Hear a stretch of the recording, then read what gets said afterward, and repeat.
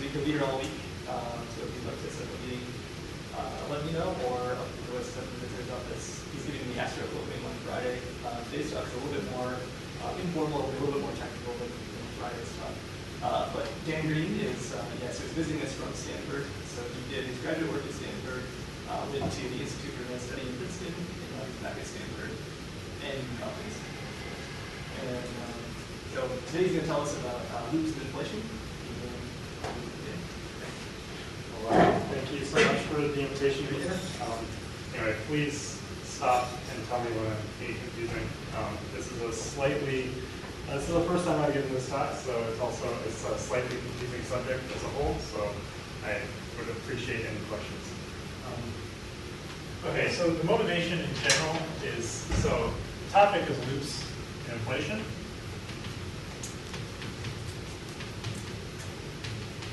So loops are important. They're important in particle physics all over the place. So the most recent famous example of loops would be the Higgs. So the Higgs is produced via a loop. So the dominant contribution to producing the Higgs boson is through a loop of the top quark, through gluons. And it's also the dominant way that we detected it was through the Higgs decay, the two photons, also mediated by a loop.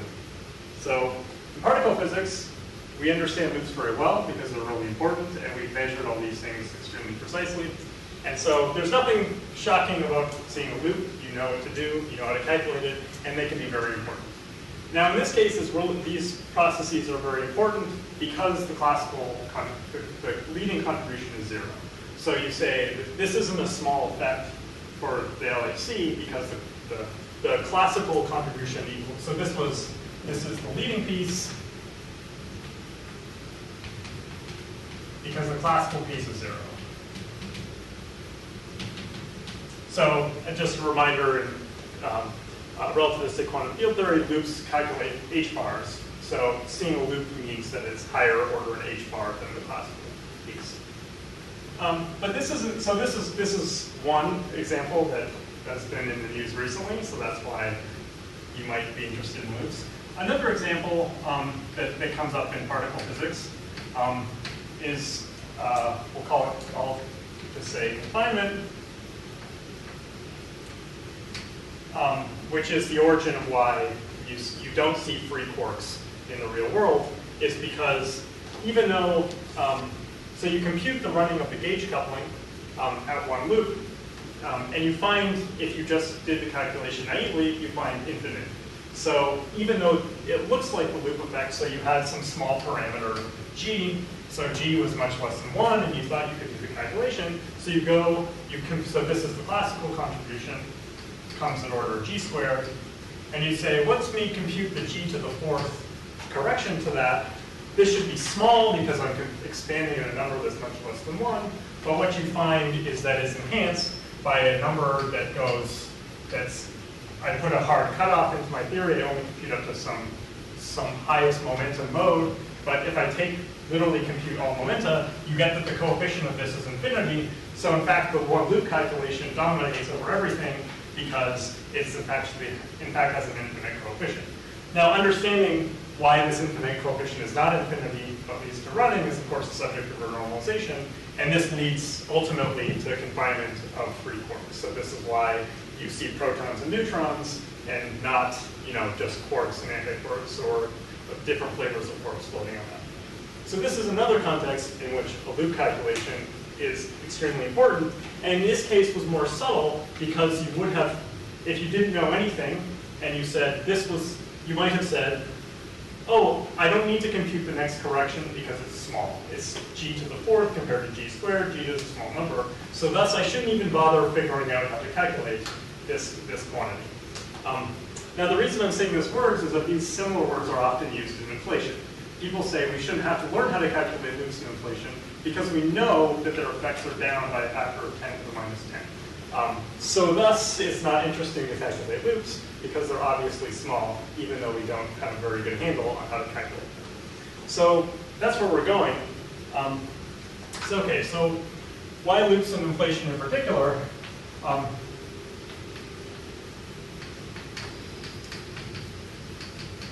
So again, the naive expansion parameter, the naive expansion parameter in inflation is the size of the power spectrum. So I'm going to call, okay, maybe I should start by just defining some notation. So I'm going to work with a metric that takes this form.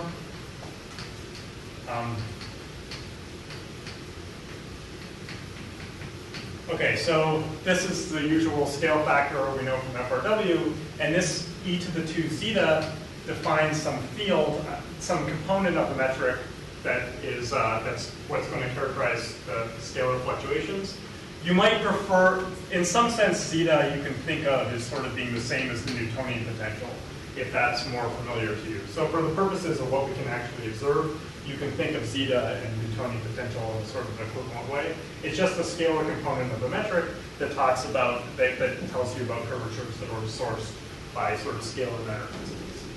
I've just chosen this particular way of writing it because it will be particularly convenient to work in a gauge that looks like this compared to, say, Newtonian gauge. Okay. That's diagonal spatial metric makes square plus dy square plus distance. Yeah, sorry, this is the sum over the three. I dropped the lapse and shift just because it won't really matter, but normally we'd write a n squared and I could have written it like this if that would, but I'm just going to set these to 0 because they won't really matter. And that's it. Now again, you have the 3 pieces, so you have a delta I chase the pieces. Sorry? And now you have another delta I chase the pieces. Yeah, so it's the delta, they're compared to the delta. And CITA is spatially fair. Yeah, it'll be, so I will set it to, it'll be 0 in the FRW background, and then we'll look at fluctuations. So it characterizes the fluctuations that we will ultimately observe in the CMB. So ultimately, what you care about for observations, so for observations, you care about, say, so this correlator is what is ultimately related to delta t in the CMB through some transfer functions. And that's what tells you that this 2-point function takes the form sort of schematically. It scales like, let me get the numbers, it's like 2.8 times 10 to the minus 8, and this is from Kobe normalization. So that's just the fact that the temperature fluctuations are small tells you that the amplitude of this 2-point function is small. And this is what's ultimately the naive expansion parameter. You would think if I compute a loop that it's down, if I compute a loop, it's like I take, let's say I wanted to compute a loop correction to the power spectrum. So my power spectrum, sort of a leading order would look like a line. I'm taking 2 zetas and I'm contracting them. So a loop might look something like this. So I have 2 zetas that run in this loop. It's sort of, there's twice as many lines as the 10 to the minus 8 value here. So I might think that the amplitude of this guy goes like 10 to the minus 16 compared to 10 to the minus 8. So at just sort of a naive level, you would say, well, why do I even bother figuring out how to calculate this? I know the amplitude, I know it's 10 to the minus 16, and I know this isn't interesting. But the reason you should care, and the reason it's interesting is for exactly the same reason, is that there can be coefficients that are infinite that totally change the behavior of this system. And in the context of inflation, we don't have a very good understanding of what types of effects can and can't arise. Going up here again, I'm putting expert. So you started out from an upper right corner, CITA is the conformal factor basically of the metric. Yeah. And when you talk about density perturbations, the way I think about them is that density fluctuations in the universe is a spatial field. Yes. But when you draw diagrams, group diagrams, others, think about particles. Sure. And so where's the mapping between conformal factor on the one side and particles and groups? Well, so ultimately you're thinking of what's the relationship? So you could always sort of organize even classical calculation in terms of diagrams. So in those contexts, the counting of what you mean by a loop is more complicated. It's just a nonlinear effect. So this is just a particular way of calculating nonlinear effects in sort of an order-by-order expansion. So when these, in situations like happen in the lake universe, where things, you say calculate in the gauge where these, you might be actually studying the density fluctuations, and the density fluctuations become order 1, then it's a bad idea to be doing an order-by-order expansion in something that's order 1. But in the early universe sort of inflationary epoch, we think that these things are all very loosely coupled, that the expansion in sort of Gaussian plus nonlinear corrections is sort of this order, that the nonlinear corrections are very small. And you mentioned the small parameter, at least what was that? So is it an explicit So coupling? technically I have to tell you that this coupling is small, but we've measured the 3-point function of the CMB, and it's very small compared to the 2-point function. So there was some coupling here that I've assumed is a small number. But sort of, if I put in the natural scales, so I could say this in a different way. I could say that for the particle physicists in the room, all the interactions with zeta are irrelevant. So you expect at low energies that they're suppressed by ratios of scales. So this should be these should all be small numbers unless the theory is strongly coupled. So what are the scales? So usually it's the ratio of scales is usually the Hubble constant during inflation, which is A dot over A, just for reminders. So usually ratios of scales that are like h squared over some, in some cases it could be the Planck scale, and then this is just incredibly small. But it could be you could just have some scale of some new particle, some scale that shows up. But in general, you make this separation sufficiently. I think the CMB basically tells you that this has to be less than about 10 to the minus 3, just by observations. You mentioned that we don't know if loops are incorporated in inflation or not because we don't have a good handle on that. Is that you're saying that you don't have a good handle for even a single model? Like if I choose a model, I don't have a good handle on it. I'll tell you exactly what the source of the confusion is.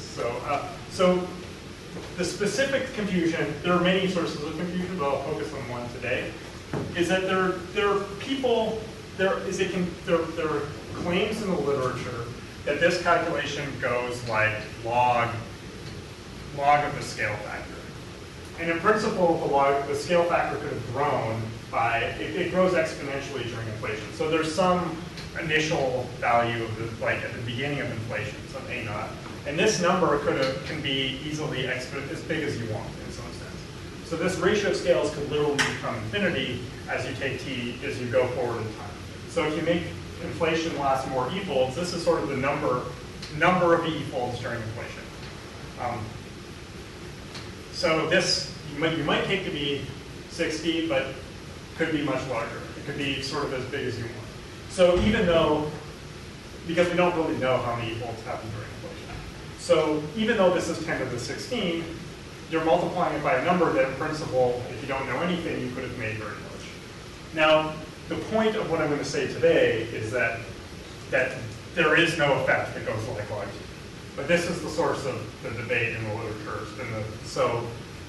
I'll tell you right now what the status is, but this is one of the confusions, is that in principle, nothing stopped you from getting things that grew in time. And then, because we don't know how long inflation lasted, that growth could have been made large enough to compensate for that huge suppression. So that's the source of it.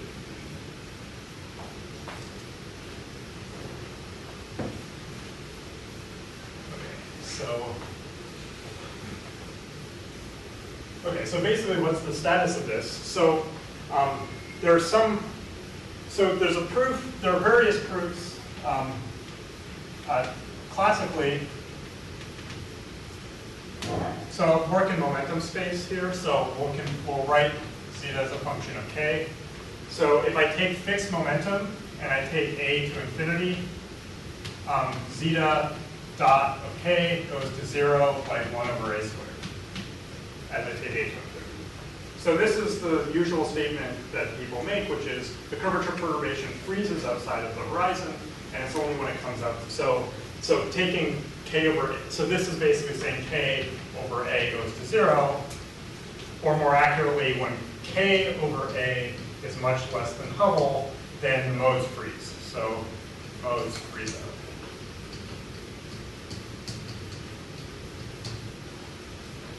Okay, so that's the sort of classical proof. People have proved this at varying levels of detail.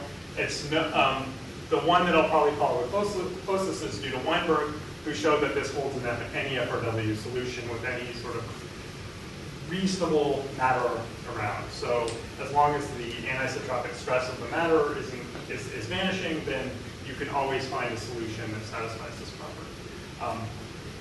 And in fact, he shows you can find two solutions. You can find a mode you can find a solution where zeta equals a constant, and you find another solution that tends to a constant, and then you find another solution that goes like 1 over a cubed, and the piece that goes like a constant goes like 1 plus 1 over a squared. So these are sort of the solution 1 and solution 2 that Weinberg found. Now the other result, that the most current result regarding loops, is there's a very explicit calculation by Senatori and Zaldariega, who claim that, well, they show at one loop that there are no time-dependent effects. So they show that this result holds at one loop level through a very laborious calculation, and they have various arguments of why they think they should hold at higher loops, but there are other people in the literature who disagree with them and claim that there should in fact be time dependence, and have in fact claimed to have found it in various calculations. So what I would like to show today is that that's not the case, and in fact that this result holds quantum mechanically. So this is true to all loop order. So today I'm going to show that this is true to all loop orders.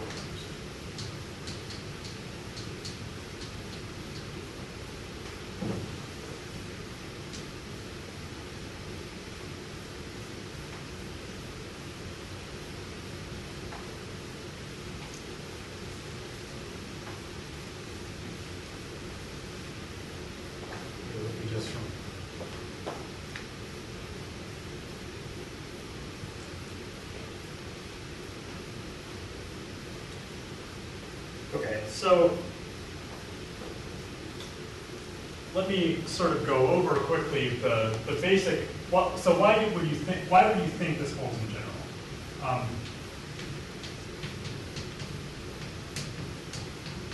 So this was my metric again.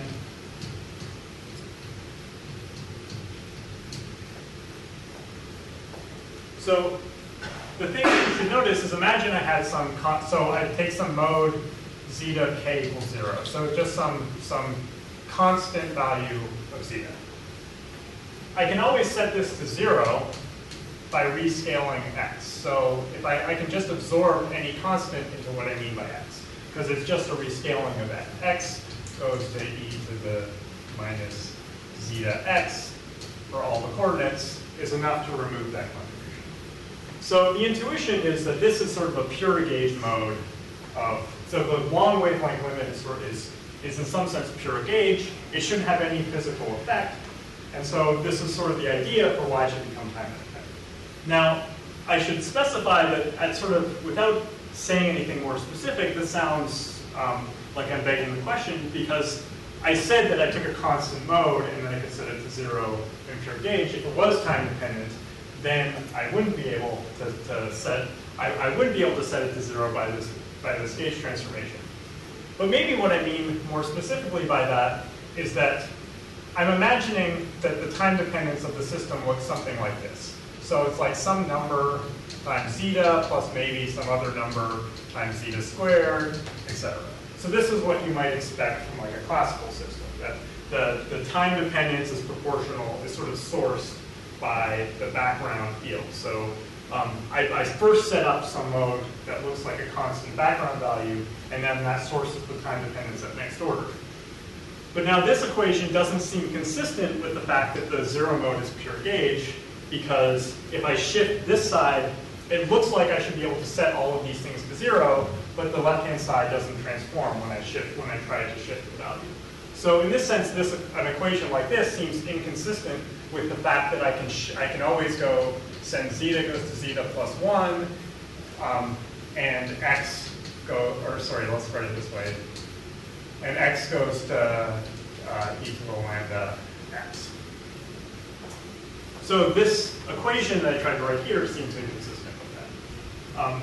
So now, essentially the point of my talk, so just to sort of explain where I'm going, is to explain why an equation like this should even be true. So why is the only way to get time dependence some equation like this? I think this was the intuition underlying why people thought there shouldn't be time independence, is that they thought it should only be true through some sort of equation that says zeta dot has to be proportional to zeta.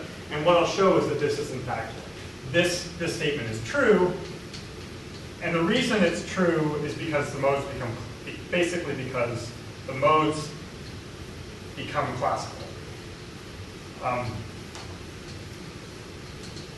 And the only way for the system to become classical and have time dependence is if such an equation is satisfied. So that's sort of where I'm going. Okay, so Why can't the derivative of zeta, like, is there an argument why it can go to the scale factor as well? well, so I'm just saying, if zeta was like a cubed, I'm picking an example that will actually come up later. So if zeta was a cubed, then zeta dot I could always just call that 3h times zeta. So there's some coefficient here that controls whether I turn on this fluctuation. And by taking a time derivative, I still have the same thing. And so I can just call that, the time derivative is proportional to the value of the field. So that's what a sort of classical solution like this would satisfy. Okay.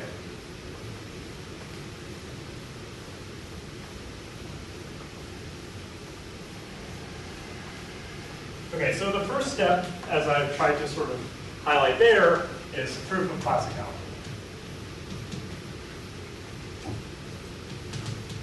Not totally sure how to spell that. I hope that's right. Okay, so what do I mean by classical?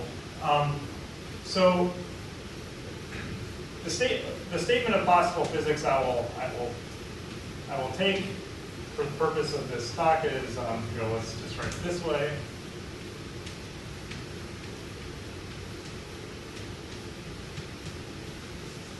So this is what I mean by classical.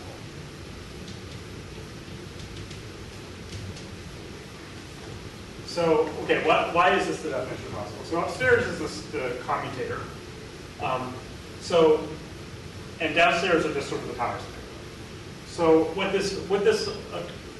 this definition means is that if I were to compute correlation functions of, say, zeta, so let's say I were computing some mixed commutator of zetas and zeta dots with some power. And I were to ignore the fact that these commutators have non-zero commutators, so hence that's all of quantum mechanics is in some sense buried in this, and this is just some statement about classical probability distributions. So I could have gotten non-zero values of this from some classical probability distribution, but the fact that it's not classical is encoded in the fact that there's a non-zero commutator. But the fact that this goes to 0 tells me that I could have reordered this zeta anywhere and only changed the answer by an amount that vanishes in some limit. So this is going to be the A infinity limit, ultimately. But so what I want is that I paid no price in my final answer for having moved this guy around, and thus it's equivalent to having just computed some classical stochastic mode. So, so that's why I take this as my definition. We'll explicitly also show that this is what allows me to write an equation of that form in a second. So, okay, so why should an equation like this hold? Okay, so the first critical assumption that I'm going to make about the universe is that there's locality. So locality can be stated as the following. If I take two operators at the same time, but at different places, so let's call this OA and OB, this is equal to 0 when x, so I'll put the half arrow on when x is not equal to y. So this is the, so in fact, this is usually stated as also promoted to the statement of Lorentz invariance, where I say when x and y are outside the light cone.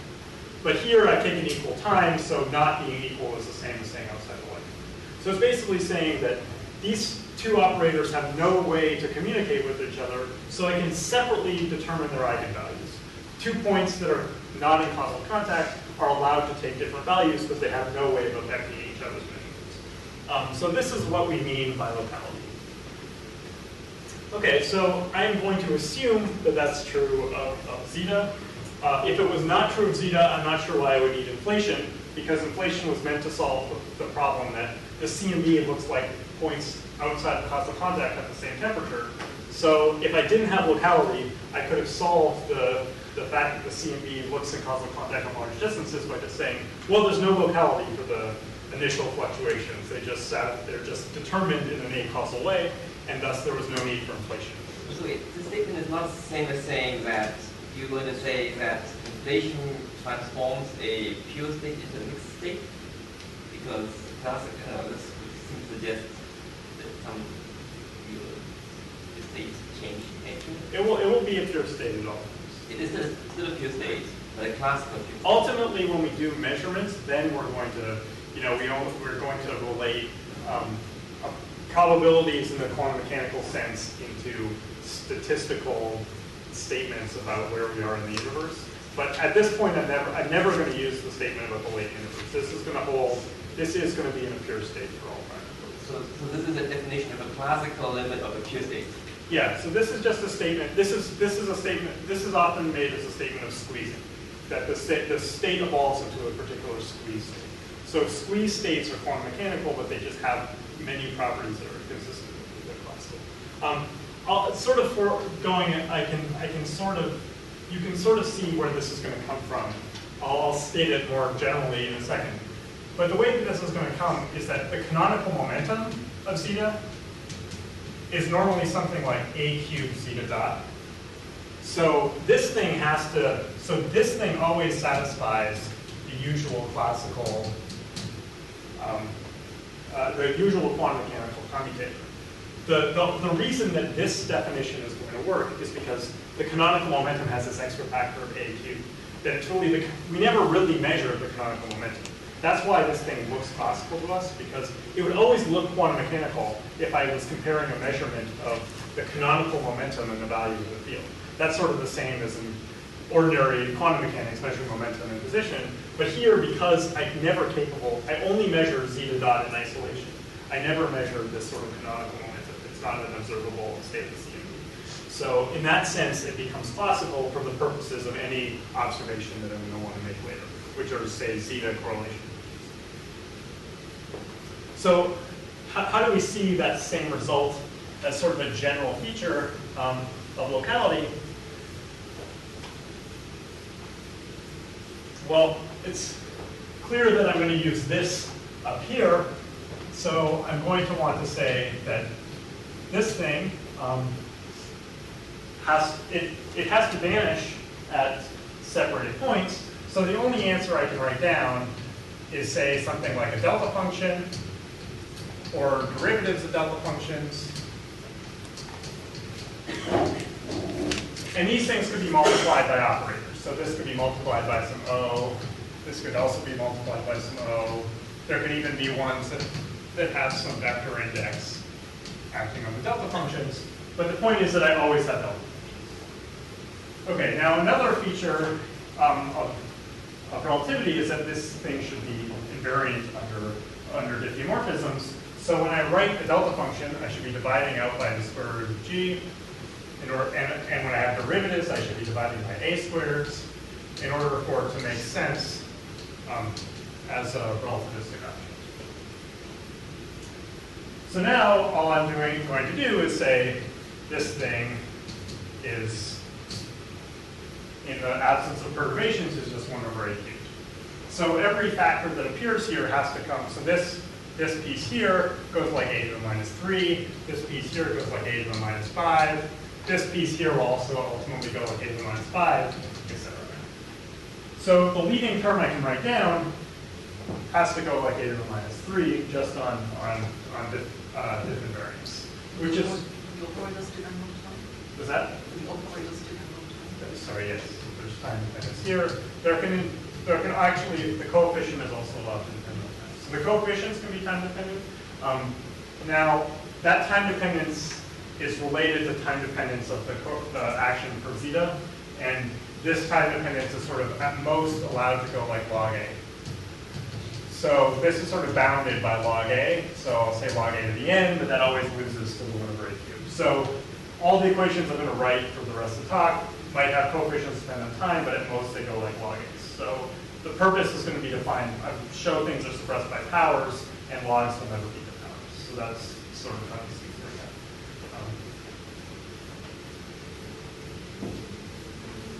out. Okay, so this is essentially, so this was enough to get the top part is going to 0 like 1 over a cubed. So the only way that I could have failed to get the classical behavior is if these things these things go to 0 as fast as the commutator.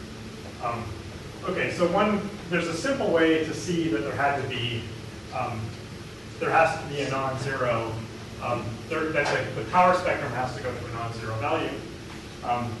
So remember that I had this symmetry where I said zeta goes to zeta plus 1, and x was, let's write it like this. The infinitesimal variation of this is going to be, I'm going to write it like this. And x goes to x. So let's write it. I'll just write the whole thing. X goes to e to the lambda x, and zeta goes to zeta of x times e to the lambda plus lambda. So this is a symmetry transformation of the problem. That was just related to rescaling the metric, because remember I had the e to the 2 zeta and dx squared. So this symmetry is just part of the group of diffeomorphisms. So it's just a rescaling symmetry. Now I can always think of this as being generated by a charge. So the infinitesimal transformation of zeta is generated by a commutator with a charge, and that charge transforms zeta in this way. So this is the infinitesimal version of this transformation. So at leading order lambda, the one comes from this, and this piece just comes from expanding up the e to the 2 lambda in powers of lambda. So this is a symmetry of the problem. So this means that I can insert this. So now if I were to think of this inside of a correlation function, this has to be equal to, so the 1 point function I'm going to take to vanish, but I pick up a 1 from here. Actually, I think I'm supposed to put an I here, I here. This has to be equal to 1. And so what that means is that there's a contribution to the power, there's a contribution to zeta. So if I thought of this as Q with some state, I can always insert a complete set of states in here. This has to be equal to 1. The statement that this charge is conserved is the statement that the time derivative of the charge is 0. So if I take the whole time derivative of this expression, the right-hand side goes to 0 under the time derivative. This thing goes to 0 under the time derivative. So there has to be a contribution of this overlap. So there has to be a contribution where this is not equal to 0, but where zeta dot with this is equal to 0. So this is a way of identifying that there's a constant mode that's time independent that's not 0. Another way of saying that is that I could have inserted that same state into the power spectrum. So that has to be greater than this number. So the power spectrum always contains at least this piece plus things that are sort of absolute values of stuff. So it's always bigger than whatever this number is, and this number has to be not 0 because of the commutator with the charge. So that tells me that this piece is goes to a constant, so this is bigger than a number, it doesn't vanish. And since I want to we want to know if zeta dot does vanish, the only way that zeta dot could have failed to satisfy this relation is if zeta dot vanishes faster than 1 over a cubed. But since all I want to show is that it vanishes at least like 1 over a squared, let's just assume that it vanishes slower than 1 over a cubed, otherwise I have nothing to do. So we want to prove that this thing does go to 0, so we could have just assumed that it doesn't vanish.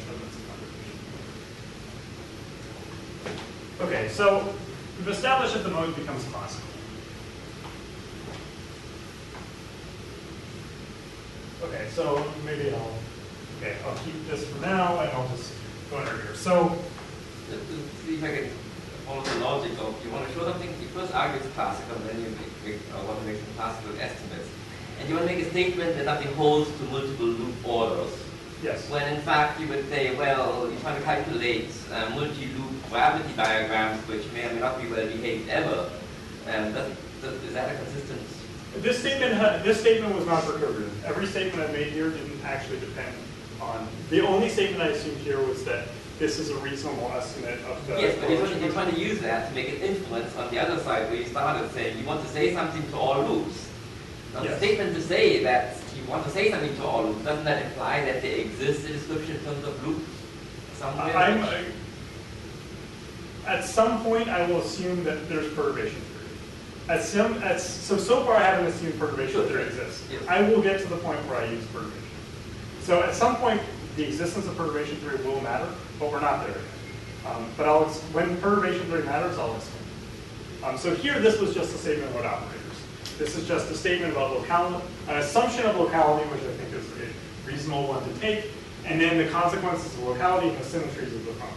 There's nothing here that didn't follow directly from symmetries and operator statements for locality that never mattered whether I was doing perturbation theory or not. These, in some sense, hold non-perturbatively, but since I don't have a non-perturbative definition of gravity, I'm going to still insist that this is perturbative only in the sense that I assumed that this made some kind of sense non-perturbative. Okay, so why should classical physics tell us that such an operator equation should hold? So let's imagine that this was literally 0.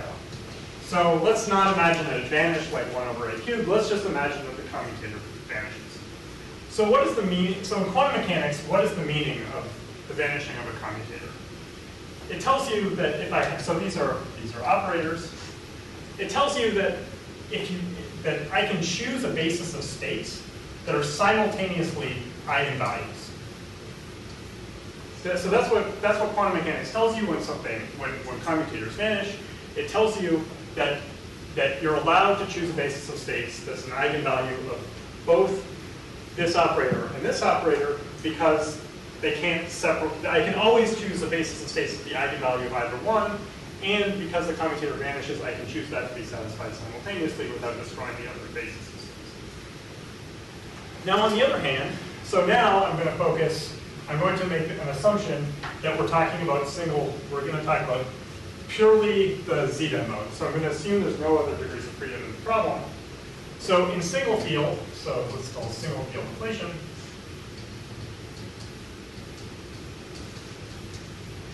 there's only zeta, so all the states have to be classified by zeta.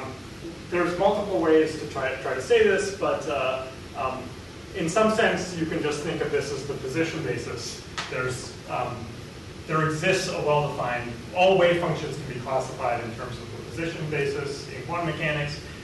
You can get this from the path integral. But either way, in single field, this is true that you can always choose a basis that's only zeta. So the only way for this statement to be consistent, that it can be both an eigenvalue of zeta dot and zeta simultaneously, but it's only a function, but the eigenvalues are only classified by zeta, is that the operator zeta itself is really just a function of zeta. So that's the way in which these two statements can be consistent. It tells me that when I act on zeta dot on the basis zeta, I get out a function of zeta. Which is because this forms a complete basis of states, is equivalent to saying that the operator itself was a function of the operator zeta. So if the mode was literally had vanishing commutator, the only thing that can happen is this, because the states have to be classified by zeta. So maybe one way of saying this is, so in a classical system I have to choose two boundary conditions to specify the dynamics of the system. In quantum mechanics we always specify the initial state as one boundary condition. So there's only one other boundary condition to specify to fully specify the configuration. So here I can just choose that to be the value of zeta at some particular time as a function of that position. And now, once I impose that boundary condition, whatever this zeta of x is at some specific time, I fully specified the problem. So now all other features of the system, like time derivatives, etc., have to be expressible in terms of those two boundary conditions: the initial state and the value of the field zeta. So here, the initial state is just what I mean by the definition of the ground state, which goes into how I compute correlation functions. But beyond that, all I'm left with is zeta, and so thus I have to be able to express this in terms of zeta itself. Dan, can I ask how did you, can you say a little more about what the assumption of single field got you there? So what did single field get me here? So if I had second, okay, so let's do multi-field.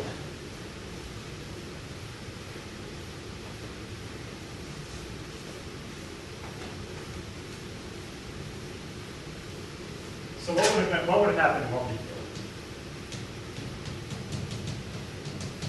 So I'm assuming that I can transform to a gauge where zeta is a degree of freedom. So there's zeta, and what I mean by multi-field is in that gauge there's some, let's say there's some other fields, I'll call them sigma I, and I'm just going to call them, these are going to be scalar fields, they could be anything.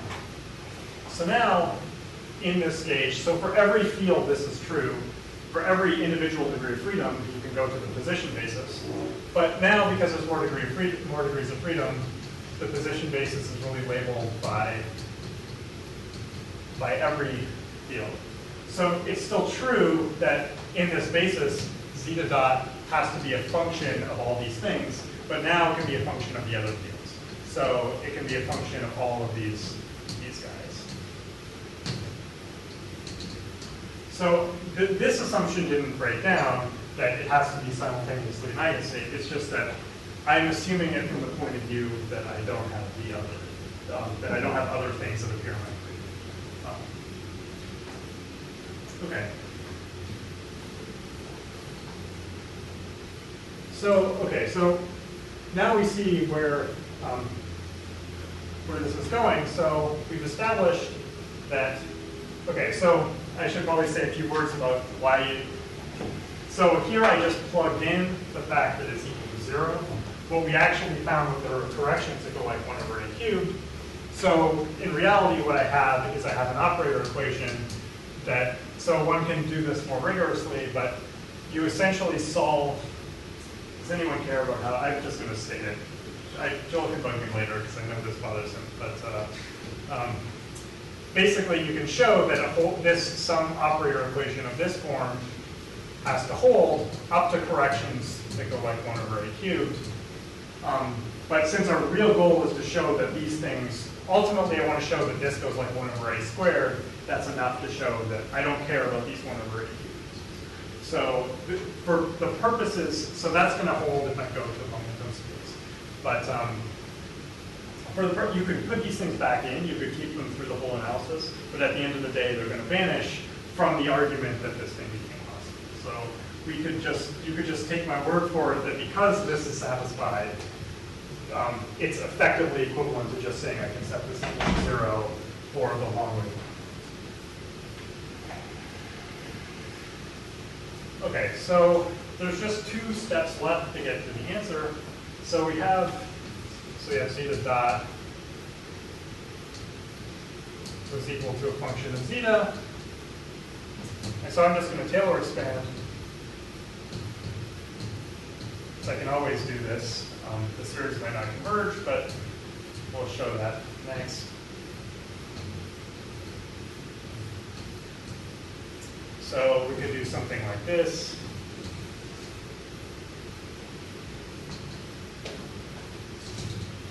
Okay, so the first set of terms here are terms with no derivatives acting on them. This next set of terms is just a particular subset of derivative operators. So these dots are going to just include a bunch of things that have derivatives on them.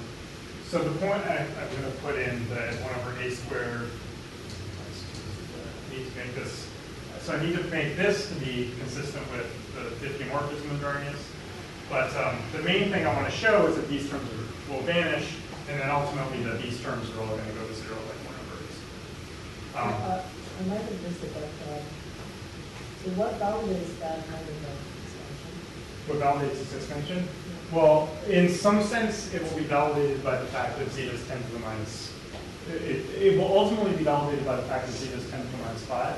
But at this point, you could say that I'm always could formally define this, and then you could ask about convergence of the series.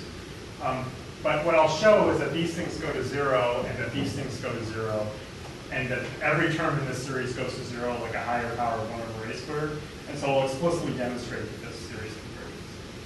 So formally, I've just written this as an expansion. But you could question whether the expansion is well defined, and I'll prove that the expansion is well defined. But if you have an explicit model, I'm sure you can show that that kind of expansion holds. But you say that that can include the derivative. Well, I'm just saying that I'm just saying some general functions that have been written in this.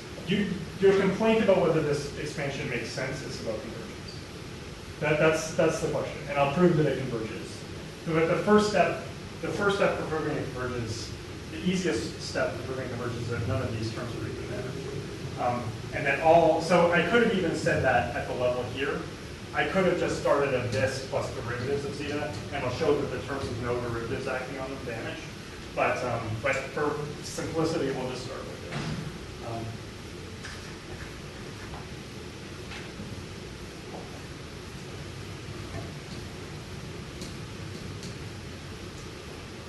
Okay, so coming back, so I'll use the same trick I've been using all the way along, which is that there's a symmetry that acted on zeta so I'll write it like this. So zeta to the n, when acting with this commutator, goes to zeta to the n minus 1 plus x. So this was a symmetry of the problem. So anytime I have an operator equation, the two sides of the equation is better transformed the same way under symmetry. So we could have said this without this particular symmetry. If we had nice linearly transforming symmetries, you would have said this could have been any equation. It could have been a chemical equation or something like that. If charges on the left-hand side have better equal to charges on the right-hand side of the equation. So this is a funny symmetry that doesn't have nice well-behaved charges, but the same statement is true. The two sides of the equation have better transformed the same way. So the left-hand side of this equation transforms as follows. Q acting on zeta dot just gives you the x dot x of zeta. It doesn't have the nonlinear shift because it's killed by the time derivative. So it only transforms by this rescaling. But we see that every one of these terms transforms. It includes this nonlinear piece. So if I want that the two sides of the equation transform just like this x dot dx of the original operator, but every element in this sum seems to violate that. And also, it doesn't take much to convince yourself that I can't cancel these terms between elements of the sum, because every element of the sum spits out a different operator. So the only way for this equation to be consistent with the symmetry transformation is that every one of these coefficients is in fact zero. So that tells me that, in fact, my zeta dot has actually a function of just operators containing at least two derivatives. So it'll contain this guy. At the two derivative level, it contains these two operators. And then plus four derivatives.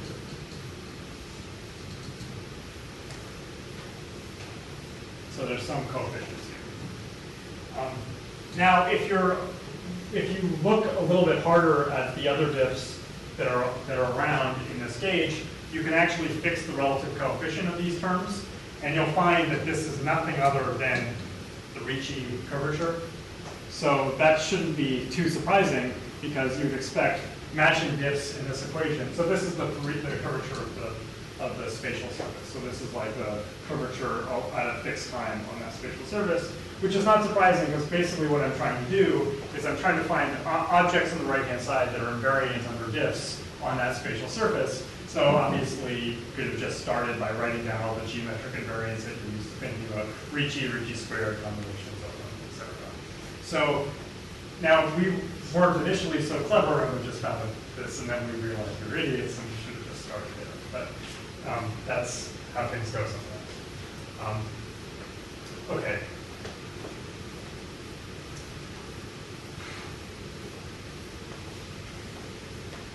Okay, so I'll just state the final result to save time, and since it's the most technical part.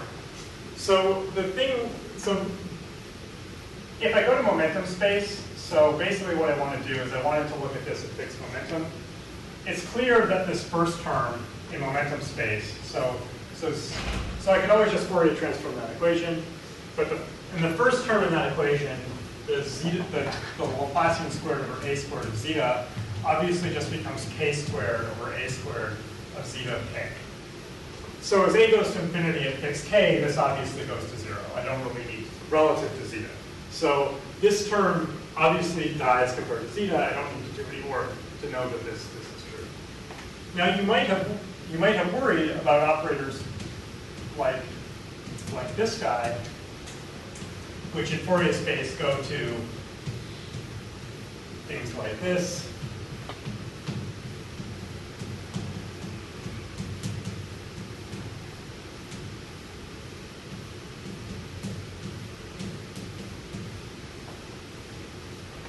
This is not obviously going to 0 as a goes to infinity because I'm integrating over all momentum.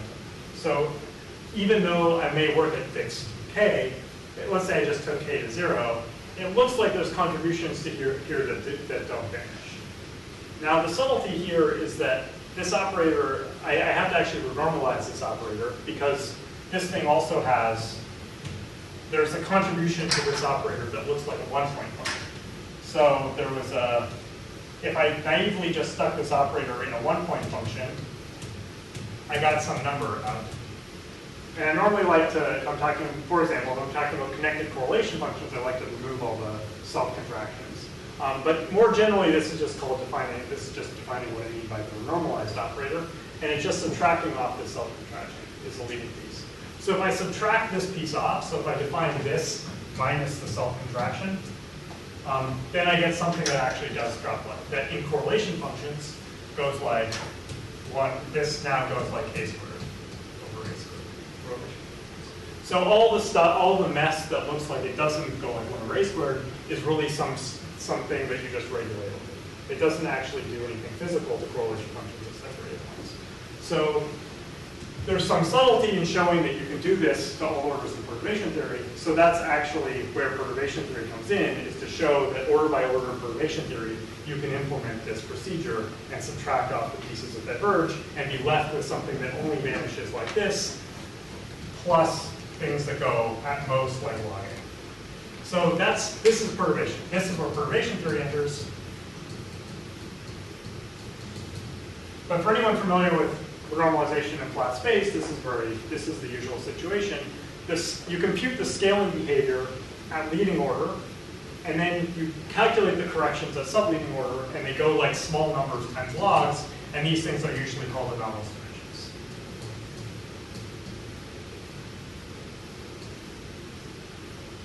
So these operators are some scaling operator. We can read off their scaling just by counting powers of A. And there's some anomalous dimensions that will be generated at higher orders in perturbation theory, but they are just tiny logarithmic corrections to the scaling behavior that don't affect the answer. This is very intuitive if you're used to calculating anything in flat space, but in cosmology, this is sort of not what we often think about. For anyone familiar with DSCFT, this is in fact, these are now equivalent. These things are the anomalous dimensions that appear on the CITA side. But that was just a comment for people who know what I'm talking about. Okay, so let's see what you're trying to say here. So you are looking at a situation small k limit. Yes. Relative to the expansion rate. And now you're saying, well, if I take that limit first, I find things that will behave by using symmetries and all that. However, if you said, well, if I didn't take that limit first, no, any fixed finite, okay, then you look at the theory and you would say, let's say I got a theory, lambda pi to the force plus gravity, or even not gravity, and you would say both lambda pi to the force is asymptotically divergent, and so in gravity even diverges very, very quickly. And if I try to do it this way, I conclude I could never do any calculation, much less take a limit. I'm not totally sure I understand your example. This lambda phi to the 4 should be well behaved. It's just a potential. I don't think I'm following. Well, I mean to say that, to pick a statement that, you know, the order by order is well behaved, when you have I mean, you're only making a statement at, you know, 0k, which is what No, this holds a finite k. Everything else holds a finite k. Well, but in a finite k, don't you have the problem that all these, that gravity is certainly divergent, and so is even most scalar field theories you write down? Sorry, what do you mean? I mean, I can define what I mean by the effective theory of finite k for some late times. I don't know. What are you worried about that? Well, just even in a vacuum, if one calculates the N propagator for a lambda pi to the 4th theory, I run into the problem that, you know, at high order there's always it's only an asymptotic series in lambda, which diverges at large lambda, so to make a statement for all lambda, for all orders. Not that large loops. I agree that there's an asymptotic series there, but I think that is a separate issue of dealing with. I mean, I can certainly truncate at some finite order. So you're going to ask about whether it's Borel resummable. Is that what you're worried about? Well, you're assuming it is, I guess. You're assuming that I guess I'm assuming it'll all be.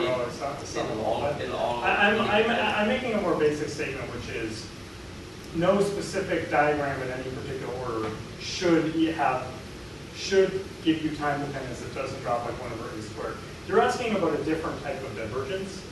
I'm talking about divergences of any any class of diagrams at a specific order as they take a to infinity at fixed momentum. Now we could ask about what does the answer look like? Can I resum all possible diagrams to arbitrary leap order? That is a separate technical issue that's separated from this, because that's an issue even if there is no time dependence. It's whether there's time dependence or correlation, it's irrelevant to whether you can resum the whole thing. Everything I've said so far didn't depend on whether I truncate. I could have just said, let's truncate at nth order where n is 50. If that's well defined, which I surely can, that's a finite number, is there time dependence of that order? So nothing I said so far depended crucially on the Borel resummability. I mean, most of the statements were operator statements. This statement is a statement that's true order by order in perturbation theory. So the at most law of correction will be true of any diagram you care to calculate. So this part here didn't depend on symmetries at all. This is true of any theory living in this inner space. And no problem with gravity with normalization. No, so because this is just, what is this statement? This is just the statement that, this statement is just that things that look like they diverge happen at coincident points. So if I find, when you're computing a gravitational loop, you're still, the claim is that this is all coming from when the operators are on top of each other. So my only claim here that fed into this is that the only part that I have the only step in defining the normalization is removing local counterterms. The only way this sort of failed to be true is if there were divergences that were not removable by local counterterms. But that's not what you mean by the high energy behavior of gravity. That's something totally non-local. That would say, for example, like let's write some conformal diagram where I insert some zetas at late times. So the way that these calculations go, you insert the interaction Hamiltonian, and you have some commutator with these two insertions of the operators. Sorry. So let's draw them this way. So these are the past light cones.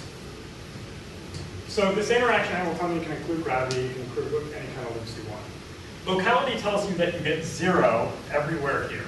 So the only places that this interaction Hamiltonian contributes to any correlation function is inside the past light cone. So my statement is only that the divergences come from some finite region around these two operators, and thus you can continue back to this point and subtract them off by a local counter. So what would have failed for this statement to be true is if there were some divergence between this interaction Hamiltonian, the commutator of this interaction Hamiltonian, and some point that was non-locally connected. And if this happens, which does happen in some excited states, it's more of a feature that your theory is very poorly behaved than it is that there's anything wrong. But in the Bunch-Davies vacuum, you can just show that all diagrams involving points that are separated by cosmological scales are small by exactly this many powers of n. So anything that doesn't look like this is just local, and I can subtract it off. So that's what you mean by defining this renormalized operator. So this is just the technique. It's the same thing one does in flat space field. It's not the statement that there aren't important effects that come to loops. It's just that all of the information that's interesting comes in the form of logs, which in dimensional regularization is just manifest. So that's sort of what that's all that's feeding in here. Everything that I needed to say was only buried in the fact that there exists local counter. So like normally, what I often hear in problems for calculating loops is that like when you do anything, you get the sign divergence because it can go to infinity. But here you're kind of getting rid of that with a little cul-de-sac. So there's two types of IR divergences, and I'm talking about one of them. And some of the ones you'll hear about are the other kind, which come from the infrared. So there's two types of infrared logs.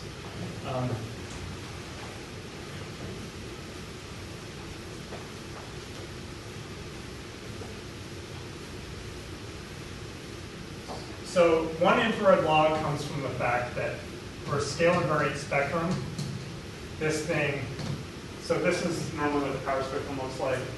I guess something that goes like log L, where L is some infrared cutoff. But this is some time-independent thing. This is a separate class. What I'm talking about are divergences as I take A, as I take T to infinity. Now these ones are normally, these ones are normally suppressed by the fact that these commutators go like 1 over A to powers. And in fact, all I'm showing is that no matter what you do, these operators go sufficiently fast that there's no divergences when you compute these diagrams. So that the worst, so some sub-diagrams, so sometimes there will be sub-diagrams that look like they go like, so there might be sub-diagrams where it looks like it goes logarithmically in A or just go linear in T, but because of the symmetries, those diagrams cancel. So when I said that zeta dot can't be equal to zeta, that was the same thing as saying that when you sum all the diagrams, the linear piece that diverges in T will have to cancel. For the first one, those don't introduce time dependence. So they're just, they can be there. I haven't proven that they're not there. People have some, so Senatorians Alvaria have some words about, where they have a paper that argues that these things can be absorbed into projection effects. They're just relating what you mean by physical observables, which is often what happens with these. This is like really an infrared soft. So basically, you're really going to calculate the word that it has to. Sorry?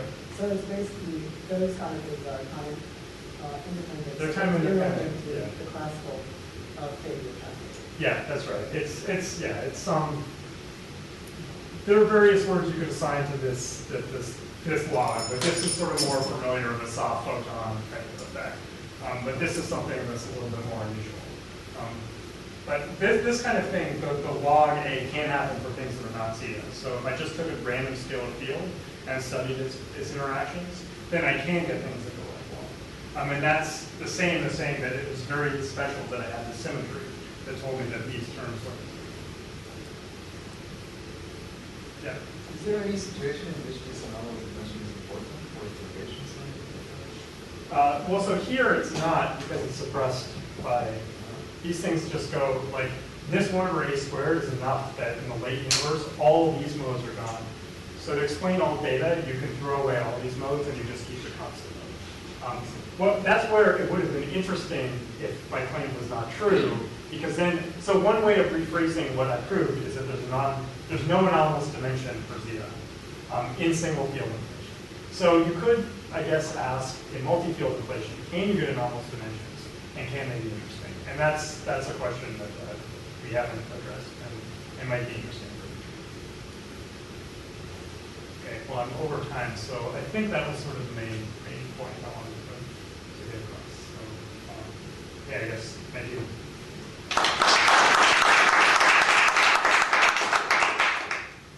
All right, are there any other questions for Dave?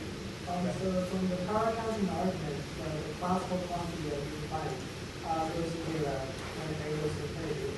But how large does A have to go in order for that to become a much smaller than one? It's like So like it's the commutator over the power structure. Yes. So considering that inflation lasts only for a finite period, is it like always makes that quantity much smaller than one or something? Yeah, that quantity, I mean, I'm told that from the point of view of observations, you essentially, just to get that mode to die away, the piece that looks like it goes like 1 over A cubed to vanish for the purposes of observations, you only need to go back as far as BDN. So basically it's multiplying the 1 over A3 is like not. It's order 1, but you're multiplying that by 1 over an exponential. So you just get killed in very little amount of time. So we don't even need to, like, if you just set up initial, so from the classical point of view, if you just set up on a computer, you randomly pick solutions. So you would have initial conditions are a mixture of both the constant mode and the decaying mode. Like you can pick those sort of at random. You don't have to go back as far as inflation. Like you will literally do those just a little, BDN time before the surface of last scattering in order to be able to have those things be done. So you never even need to evoke inflation to have that decay take over. So it's this 1 over A cubed or A squared just kills everything outside the horizon theory. Yeah. To get back to the conservation again. So naively, you would have thought even if the expansion power is 10 minus 8, Yes. then whenever n factorial is bigger than 10 minus 8 to the n, which is n of, I don't know, 200 something, it becomes non-perturbative just because the number of terms blows up. Yes. At which point you do have to worry about those loops, but you say you don't anyways. Yeah, well, non-perturbative effects coming in to introduce time dependence. I would say I'm not, the statement I made about the operators, the operator equation holding and that you can shift away to constant piece holds non-perturbative. Now, the question of whether you need to worry about anomalous, whether you need to worry about resumming this to get the anomalous dimensions, wouldn't we just, normally we just use RG to solve. You compute the one loop thing and then you resum everything using RG.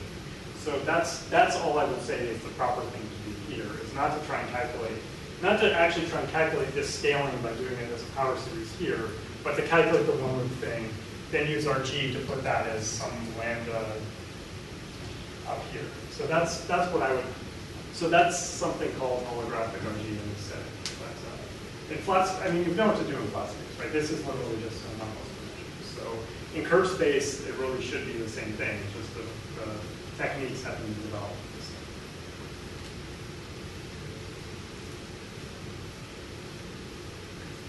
All right, any other questions for Dan? Okay, let's thank him again.